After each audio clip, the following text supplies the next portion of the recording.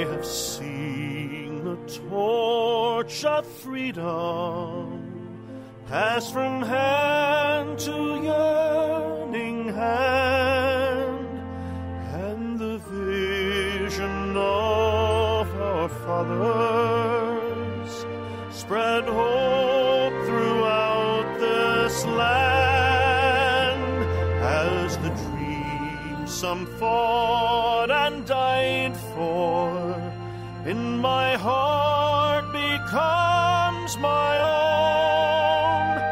I will strive to keep her promise, America, my home. America, America, may God bless America, and freedom reign across America, my home. From the shorelines to the prairies, to the cities great and small, we have reaped the fruits of justice and liberty for all. So with deep appreciation for the blessings of freedom that we know in this great country of ours, welcome to another edition of Character Matters. I'm Dr. George Simon, and I invite you to join our conversation at 718-717-8296.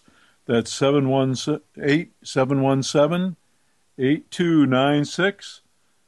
If you have a question to ask, a story to share, just something you want to contribute, we're happy to take your call. This is the program where we deal with what I consider to be the defining issue of our time, that being the character crisis, plaguing much of the free world especially, but indeed much of the world.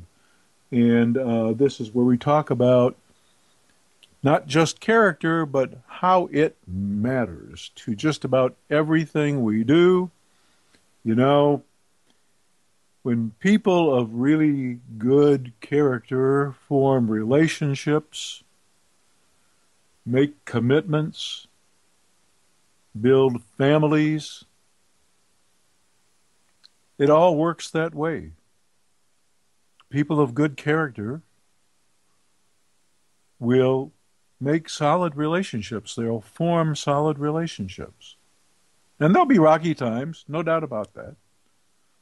But they'll get through them. And they'll be better people for it if their character is strong. And when people of good character enter into stable unions and they form families and they raise children to also have decency of character, they help build great societies. How do they do that? Well, people of good character end up working for or building enterprises, taking political office, making other kinds of contributions that make the whole society work. It all depends on character. Everything in our society depends on that. And like de Tocqueville was alleged to have said, never did say, but as he was alleged to have said, when America is good, it is great. America is great because it is good, he is alleged to have said, and when it ceases to be good, it will cease to be great. Well, the greatness of our great country has eroded. It's still a great place, still like none other on the planet. But its greatness has eroded over the last several decades, and largely due to the character crisis that we and other places face. But we can turn that tide, we can stem that tide, we can turn things around, And that's been part of my mission for a long time now. And the reasons for my books: Character Disturbance, The Phenomenon of Our Age, also the international bestseller In Sheep's Clothing, Understanding and Dealing with Manipulative People, now in 14 foreign languages. And then we have the Judas Syndrome, specifically geared for my Christian audience. And also my blog work at my own personal blog at manipulative-people.com. That's www.manipulative-people.com. And the other blog that I write for, Philosophy, Psychology, and Real Life, at counseling with two L's resource.com. That's www.counselingresource.com. You can find a lot of my material on all kinds of pertinent issues. And you can get my books just about anywhere. If they're not in your local bookstore, you can have them ordered, or you can download them on iTunes, iBooks. You can download them on your Kindle. You can purchase them from Amazon, readily available from BarnesandNoble.com, any other major online vendor. So I hope you'll avail yourself of these. I hope you'll keep tuning in to Character Matters. I am feeling energized today, and I will tell you why. I have spent the weekend at a fantastic couples retreat, and I am energized. I am energized because I witnessed firsthand, once again, and we just have to do this periodically. We have to bear witness to people of good character coming together to do marvelous things. You know, sometimes when we're too surrounded by yuck, it can get us down. But there was no yuck this weekend. There were a few yucks, and there were a few chuckles as we had a good time. But more than anything else, I was in the presence of some really decent folks whose only purpose for coming together was to make a good, decent, wholesome relationship even better. Now, that's character for you. That sums it up right there.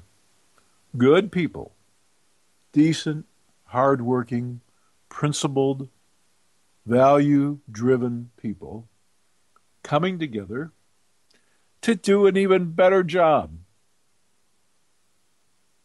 at their loving relationships. Wow. And I'm energized because of that. I'm really energized. And it's a perfect fit with the topics that we're going to be talking about today, because the last 2 weeks on my blog at manipulative-people.com, I have been talking about the importance of making amends. And there's been 2 articles so far, a week prior to last Friday's post. 2 Fridays ago, the post was on the general topic of making amends. And then this most recent post, this past Friday, was what it looks like when disturbed characters are faced with the prospect of making amends. And that article is titled Disturbed Characters and Making Amends. And the articles dovetail with some prior articles I've written, including What Real Contrition Looks Like, Contrition Revisited, Shame, Guilt, Regret, Remorse, and Contrition, and a few other articles, all of which are somewhat related and all of which speak to the issue of how important it is to take responsibility for your part in a relationship.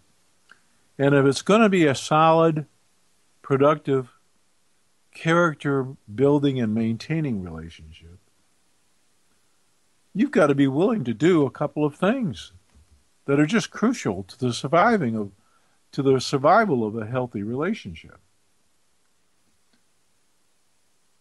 You've got to be sorry when you mess up. You know, we all do. We all mess up. We all make mistakes. And for a lot of different reasons. Sometimes we just run out of gas. You know, life's demands these days are pretty tough. Those of us who are trying to be pillars of the society, who are trying to do the right thing, trying to give our kids the best,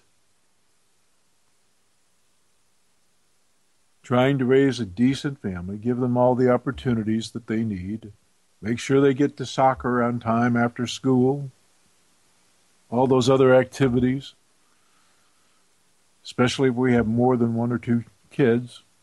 It can be a real chore. Sometimes we mess up. Sometimes we let ourselves down. Sometimes we let our partners down simply because we've run out of gas. We get tired and cranky and whiny. We just want to break, you know.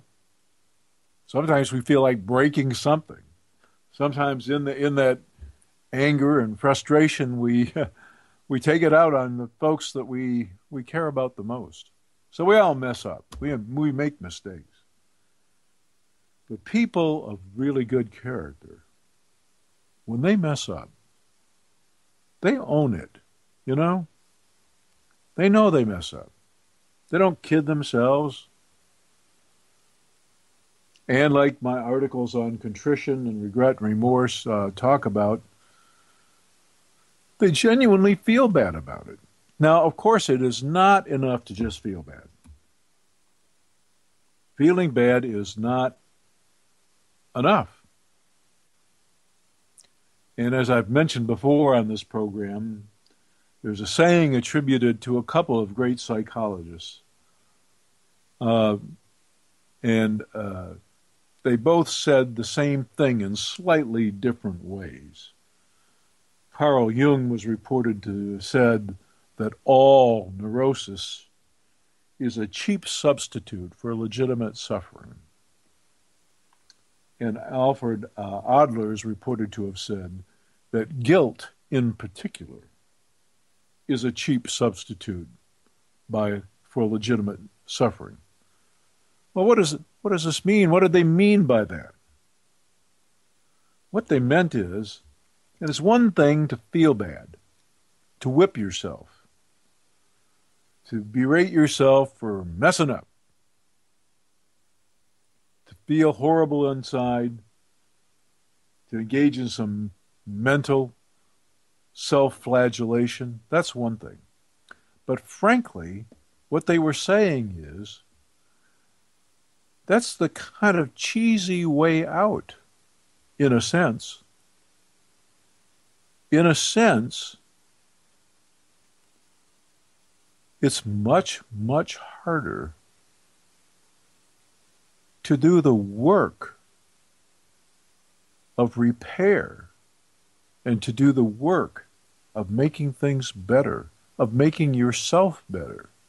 So while you might feel bad because you messed up, the real challenge is working really hard on yourself to one, not make the same mistake again, not hurt that person you love more than anything else again in the same way,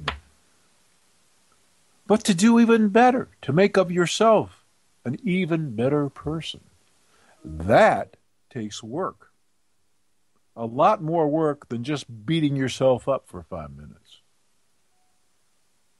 Because many times, to change old habit patterns, to change self-destructive behavior patterns that have been with you for years, takes daily effort, hour by hour, day by day, week by week. So guilt, is just that. It's a cheap substitute for the really hard work of making yourself a better person and not screwing up in the same way again. So I witnessed all these great people this weekend at this wonderful couples retreat, talking and dealing with these very issues. And on my blog at manipulative-people.com, I've been writing about it. And so we're going to talk about that today. We're going to be talking about the whole process of making amends, and we're going to be talking about the unusual circumstances, the more difficult circumstances that occur if you just happen to be in a relationship with someone of impaired character and you know what it's like trying to get them to own responsibility for bad behavior and for correcting it and for really doing the work of making amends. And if you want to contribute to the program, you have a question you want to ask about it, a story to share that you think illustrates the point, want to ask anything, give us a call at 718-717-8296. That's 718-717-8296. I'll be happy to take your call. You know, I want to talk a little bit more about this whole business of making amends. And basically making things right again after you've done damage, repairing damage. You know, I grew up in my youngest years in a big city, in Detroit, Michigan, back when it was safe to play ball in the streets of Detroit, Michigan. Now, there's a study. There's a study of an entire community suffering untold agony. And I've heard it blamed on everything. I've heard it blamed on everything. You can blame it on poverty. You can blame it on the loss of factory jobs. You can blame it on things like, quote unquote, white flight. I've heard Detroit's demise blamed on everything you can think of, except what the real problem was. Now, I know I could get myself in a lot of trouble for my politically incorrect statements here. But I was there. I witnessed it. I witnessed the transformation. It wasn't necessarily economic. Factory jobs in those days were some of the highest paying jobs and with some of the best benefits that people had ever seen. And people could get those jobs without the benefit of college education, without the benefit of even full literacy. All you had to be able to do was put a nut on a bolt on a line.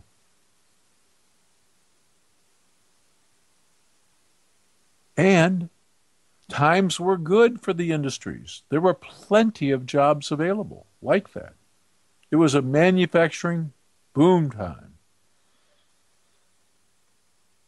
So how did the city deteriorate? Well, you know, when all of a sudden in your neighborhood people start getting shot, you're robbed the umpteenth time, your tires slashed the umpteenth time,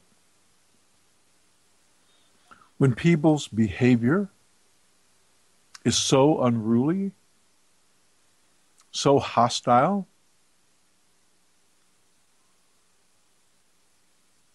so threatening,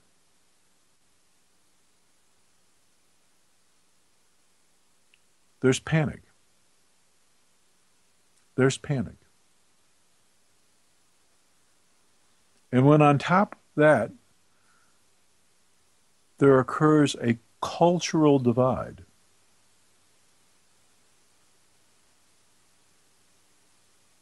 Then divisions really take root. Divisions between people, unhealthy divisions.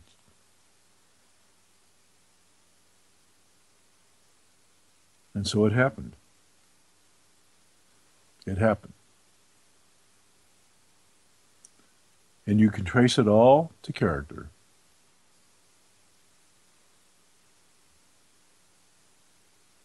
Now, I'm telling a story about playing ball in the street. Back when it was safe to play ball in the street. Back when it was even safe, and nobody thought a thing of it. Back when it was even safe for parents to let their kids leave the house. This was a common occurrence, folks. You wouldn't think of this today. As a matter of fact, if the things that were done today as a matter of course and were thought to be responsible actions, if they were to happen today, parents would be held perhaps not only in some contempt by society at large, but they might even be in jeopardy being thought of as abusive or neglectful parents. But back in the day, when I grew up, when parents would let their kids go out and play with neighborhood kids. And they would get together and sometimes play ball in the street. Especially if there was not a park nearby. In some of these big cities, houses were right on top of one another. Right next door. You could reach through your window and almost reach through the next person's window, the next house.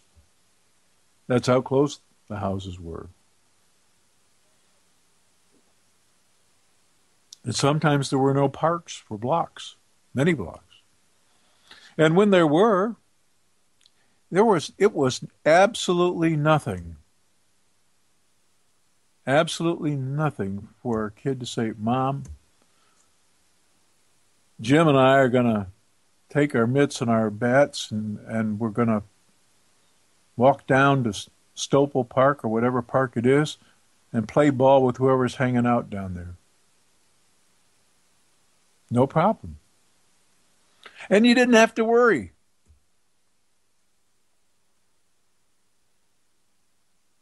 Boy, tell me things haven't changed.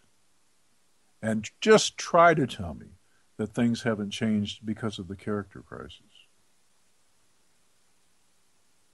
Try to blame it on anything else. Try to blame the phenomenon of that loss of trust on corporate greed or the loss of factory jobs.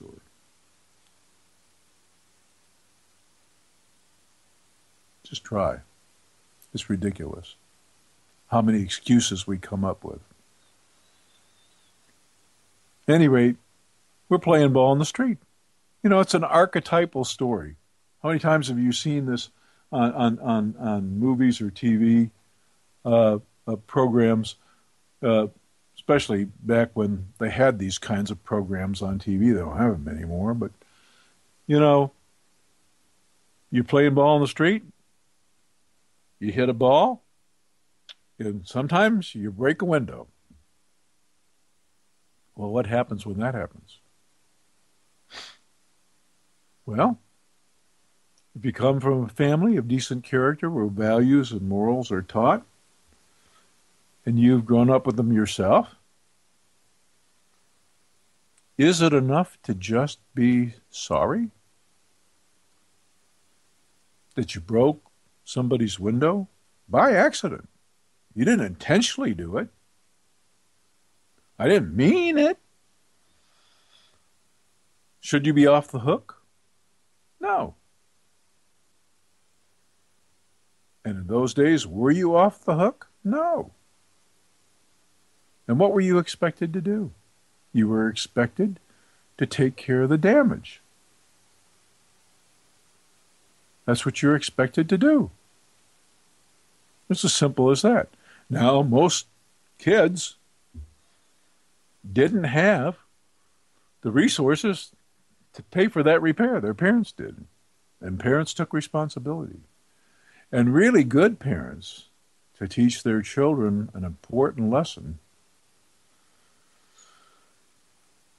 would have the kid participate in that, would have the young child participate in that.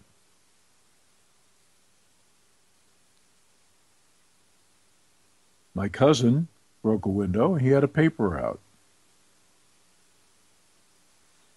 Guess where his money went for a while? Until he had paid a good portion of that debt. As a lesson in making amends, repairing the damage, making restitution. An important lesson. If you don't bear that consequence, if you don't pay that price, you really can't learn to be more responsible, even when there was no ill intent. And it's the right thing to do. So the same thing is true in relationships. And one of the points I was trying to make in my first article on the importance of making amends on the Manipulative-People blog,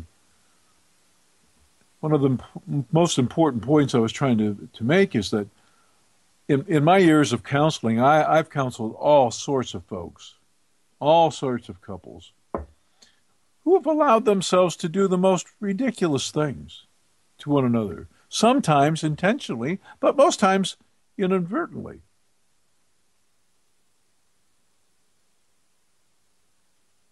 And when they've messed up and they've caused injury,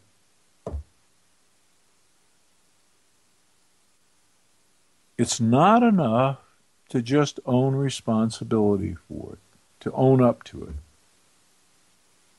It's not enough. That's very important.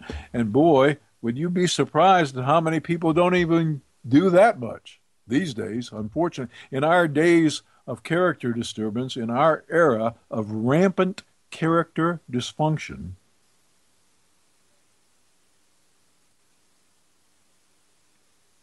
in these days, there are plenty of folks, unfortunately, who won't even own the wrongness of their own actions or feel bad about it. They'll make excuses. They'll blame others. They'll engage in all the kinds of tactics that I talk about in my books, In Sheep's Clothing and Character Disturbance. But even when a person is willing to own some responsibility, it is not enough to be sorry. You got to be willing to make amends, to repair the damage.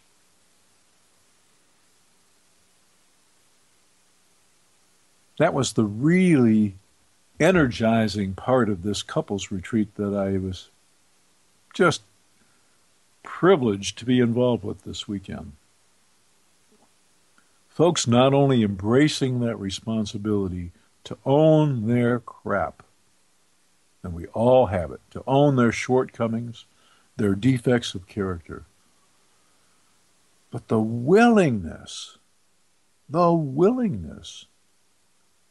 to do something about that and to repair damage and to make amends where necessary, where people have been hurt. And, if you can't make amends with the people you proclaim to love the most,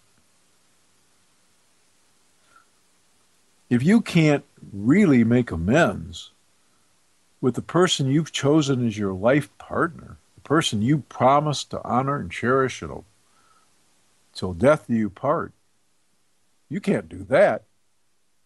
We know you're not going to do it in other contexts. We know that.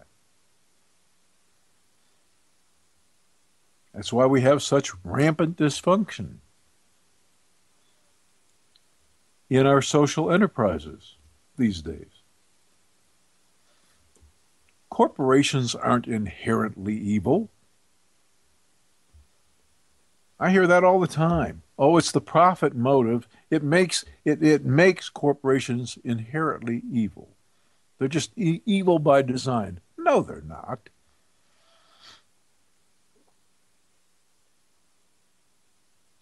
Responsible, decent people can build organizations that produce products for which they are compensated.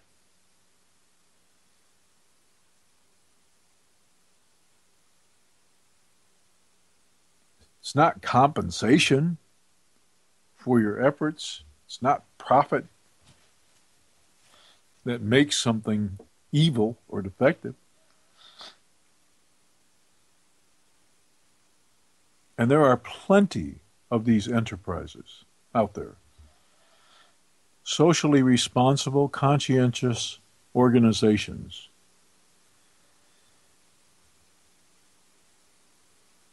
that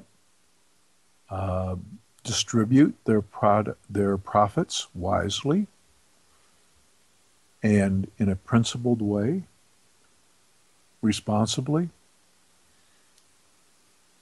courageously, ethically. There are plenty of them. There's no inherent evil in the design of things. Evil lies in the hearts of men and women. It always has. And character has always, always been the answer and always will be. And until we decide that we're going to deal with the elephant in the room, well, that elephant's going to trample us, like it's already been doing.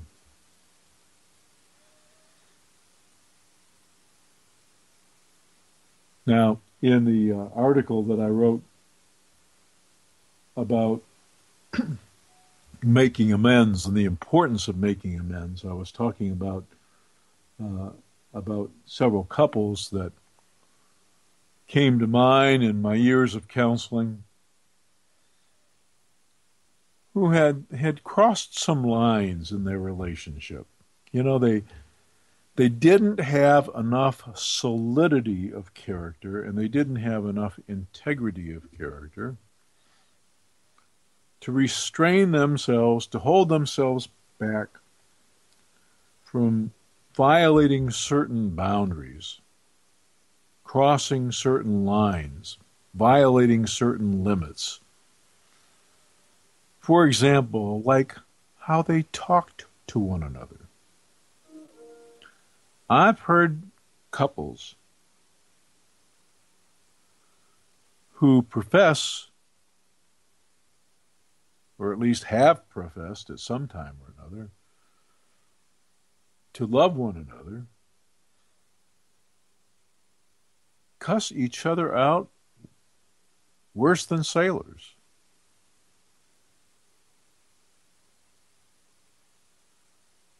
Get in one another's faces.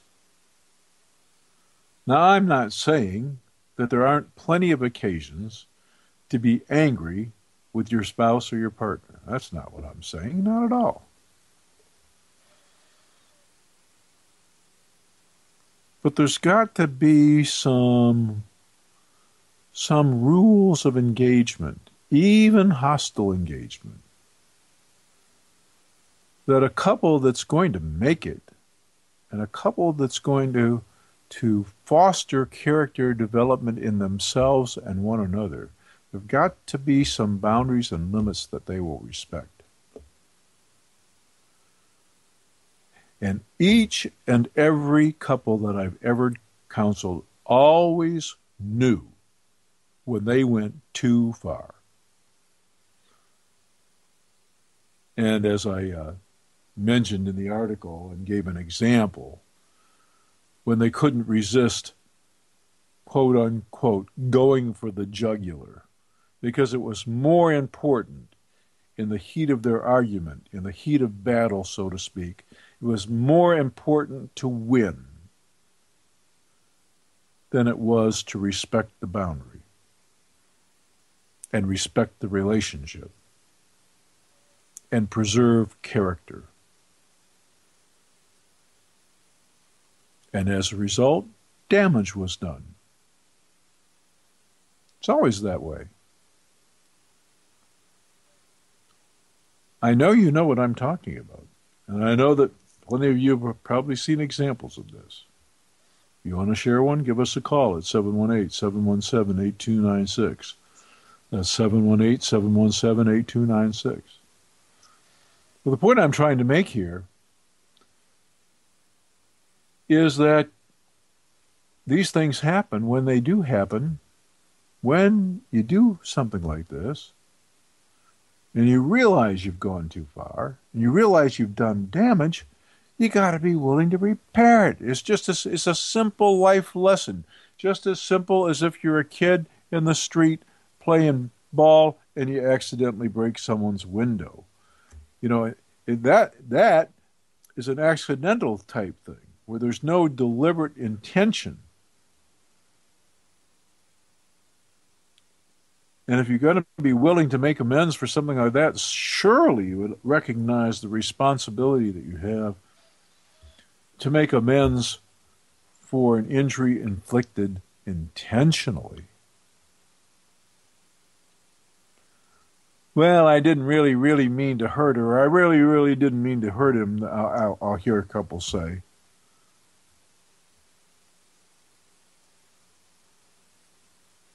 But I know I did. I know I did. Really hurt him. Really hurt her. Okay, so now what are you going to do? Well, I feel really bad about it.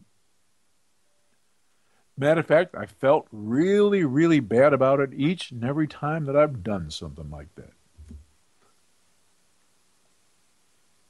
But the obvious thing is, of course, that they've done it more than once. More than maybe a dozen times. Feeling bad is not enough. Now, when really serious character disturbance is there might not even be that. That's a whole other story, and that's another program. And you can read all about those kinds of cases in both of my books. And in the Judas Syndrome, too, by the way. But character disturbance and In Sheep's Clothing are full of those kinds of examples.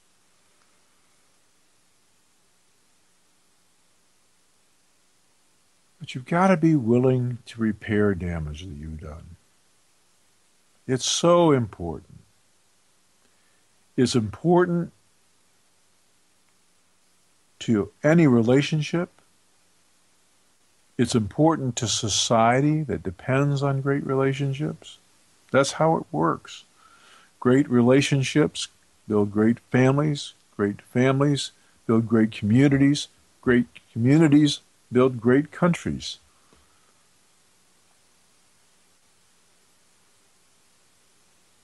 Great individuals also help build great enterprises that provide great opportunities. It all comes back to character, always has, always will. It's undeniable, yet unfortunately, we're in tremendous denial about it. We point the finger everywhere else. Everywhere else.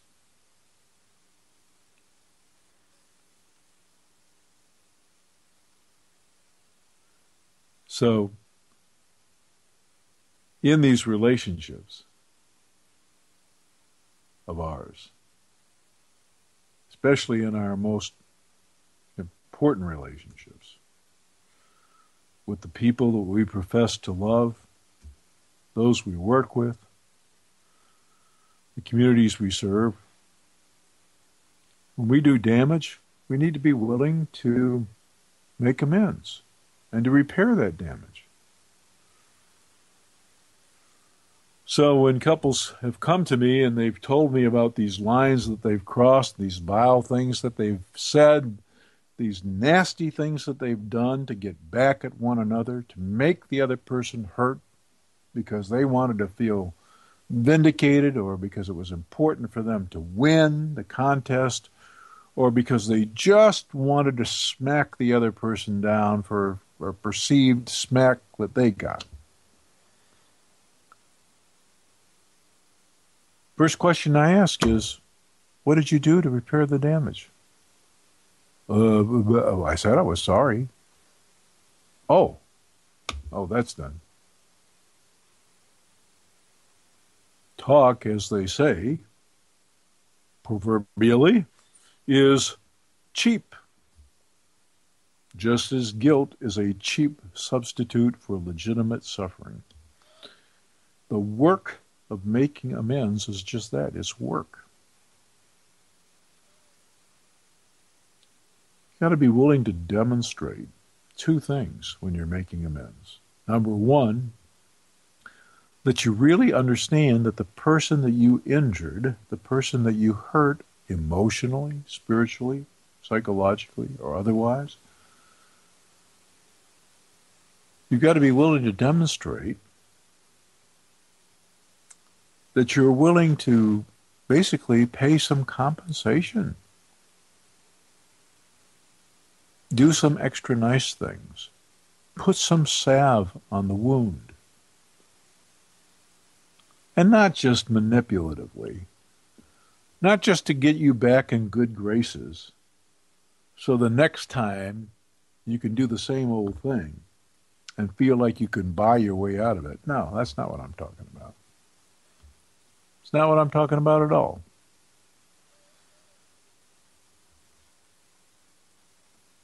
And then the other thing you have to be willing to do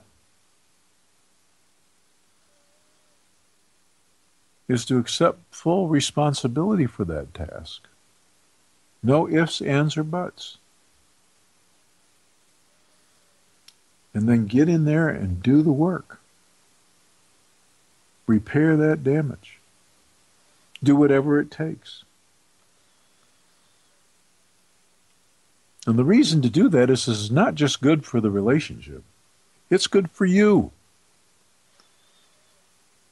It's what you need to do to make yourself a better person. That's a simple thing. It's a simple truth, a hard truth. Now, as I mentioned before, the work of making amends is just that. It's work. And I've got a couple of articles that I've written, one in particular for the counselingresource.com blog. And let me see if I can find that for you. Yeah.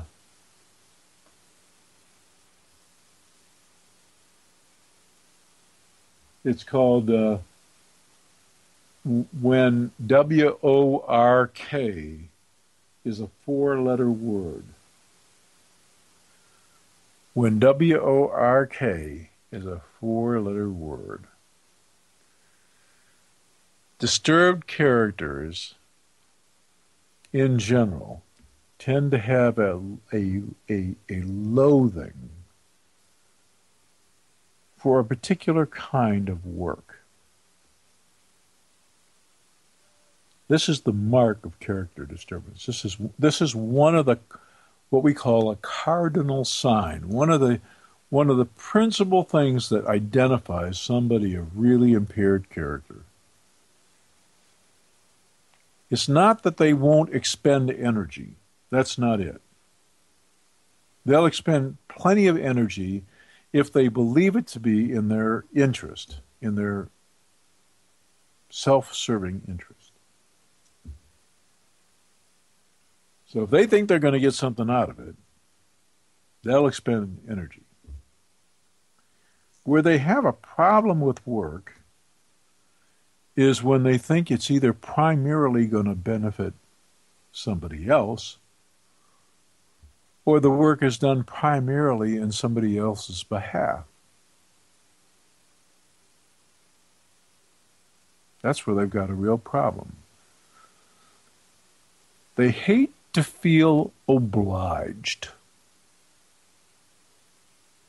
which is why they don't want to do the work of restitution or repair or making amends.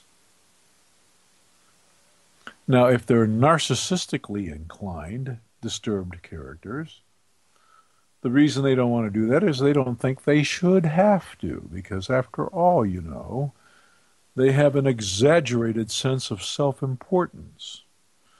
So they consider themselves above both the need to and above the requirement to do such menial things. And if they're antisocially inclined, if that's the nature of their character disturbance, then they've got a aversion to that kind of work because they're kind of at war with the notion of anything that doesn't serve their own interest. They are against, that's what the anti part of antisocial means. They are simply against, they have pitted themselves deliberately against doing anything that might profit anybody other than them. Just that simple. They hate to feel obliged. They hate to think that they're doing something, especially that others are hoping that they will do, or that others, God forbid, are expecting that they do. They don't like acceding to the demands of others. They want to set all the demands. They don't want to submit themselves to anyone else's expectations or to society's requirements. It's just that simple.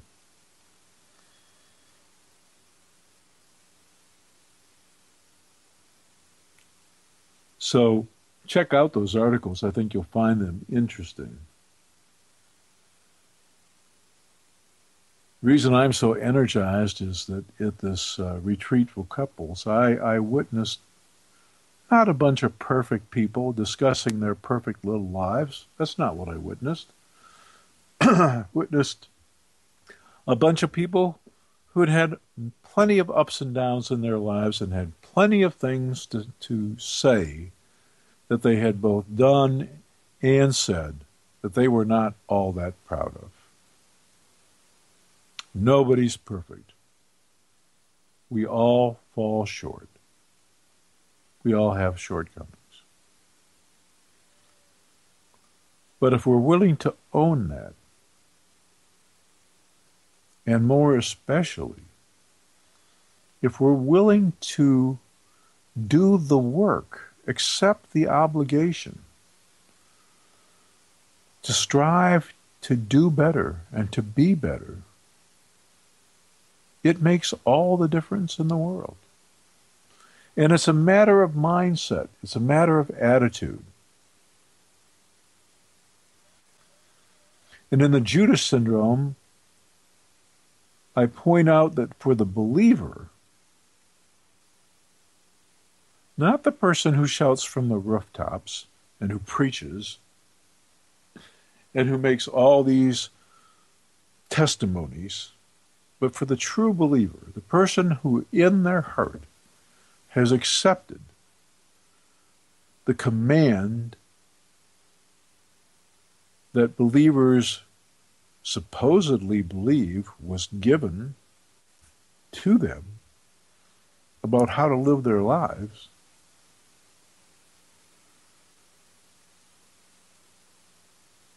that kind of belief can be transformative. That's the point I make in the book. When you really believe and you embrace, therefore, that command to live life on entirely different terms than we're inclined to live life, it changes you. It changes everything. Changes not only you, but the nature of all your relationships.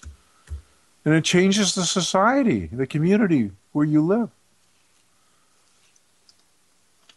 You make one little difference, and others doing the same thing make even bigger differences.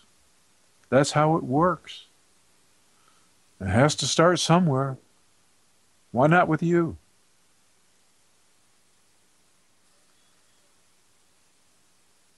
And that's why in both that book, in that book I reference a big part of my book, Character Disturbance, which has to do with the 10 Commandments of character development. The things, the lessons we have to master in life that will help make us better people. They're fairly straightforward. We all can do them. They're not easy to do. They require, again, that four-letter word, work. But when we say we love somebody, even if we're to love ourselves, there's another four-letter word.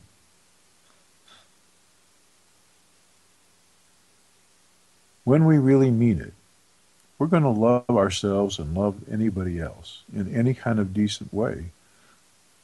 We're willing, we have the mental frame of mind, that willingness to do the work, to pick up our own individual crosses and carry them. And without too much whining and complaining. It's life. A responsible life carries with it burdens. But it carries with it great payoffs, too. Wonderful payoffs. And that's what I had the privilege of witnessing this weekend, which is why I'm so energized. It's really remarkable. This character thing is catching on. We're going to make this cool again. We're going to keep talking about it. We're going to make it the issue. At least we're going to do our part. That's what we're going to do here.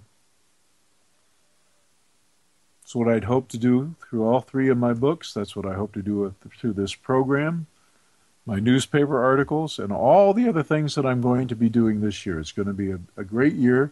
Some new opportunities opening up. Be doing some workshops as well.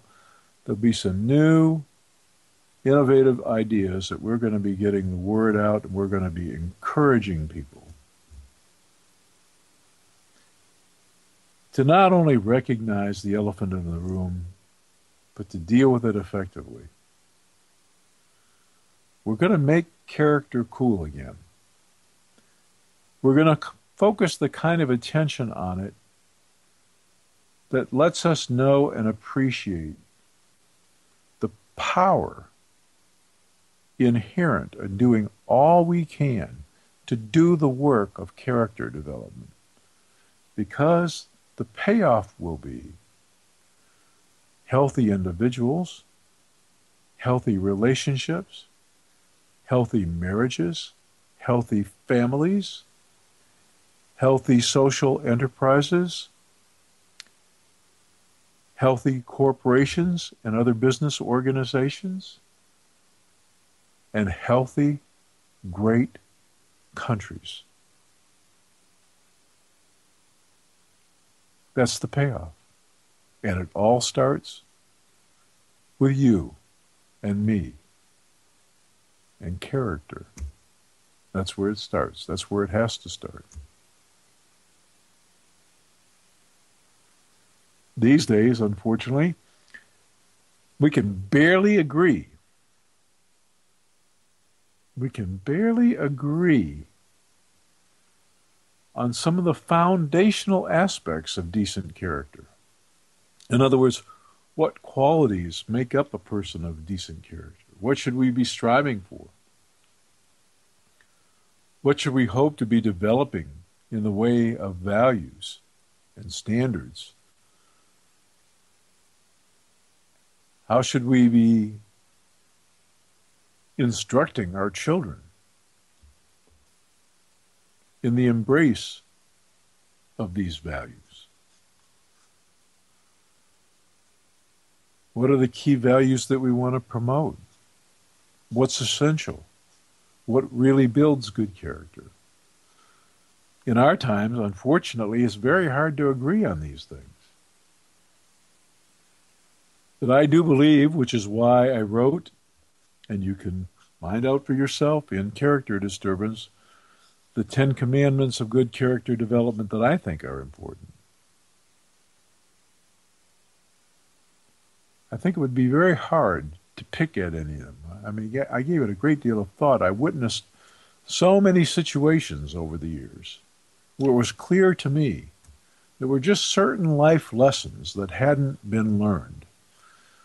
Throughout a person's development, there just seemed to be certain learning failures that if they had been adequately mastered, if they had learned some important principles, that they wouldn't be in the mess they're in, that their relationship wouldn't have become toxic, that their marriage wouldn't have gone down the tubes, that their relationship with their kids wouldn't have crumbled, that there wouldn't have been some of the disasters that occurred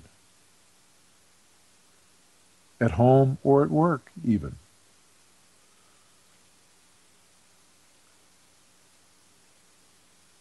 And we can all spread the word, but we can also lead by example. And that's what we're going to be doing. This is going to be a very innovative year. And frankly, I would appreciate any suggestions anybody has. If you don't want to call me during the program at 718-717-8296, message me, send me an email. You can contact me through my blog at manipulative-people.com. Go to the Contact Dr. George Simon page. There's a button there that tells you how to write me a note, send me a message, let me know what's on your mind, ask me a question, give me a suggestion. I'm happy to take it. That's the way to do it. So just go to the blog site at www.manipulative-people.com. Go to the contacts page. Use the Contact Dr. Simon feature. Send me a message. Also, there'll be some holidays coming up, some patriotic holidays coming up this year. I know folks will be wanting to rehearse, get sheet music for, and information on the song that you're going to hear again as the program closes. If you want to perform it, help carry the message there, the personal message about restoring this great country's greatness. I'm happy to provide you with information about that too. You can do that also by contacting me through the contact feature, and also my Facebook page, the Dr. George Simon Facebook page. So contact me any way you can, or call into the program. I'll be here again behind the mic next week at 7 p.m. Eastern Time, 6 p.m. Central Time, 4 p.m. Pacific. And we'll be talking about character matters once again. And until we have that chance to visit again, remember what's at stake here, folks. This is a great place, but we all have the responsibility to build this greatness back. See you again next week.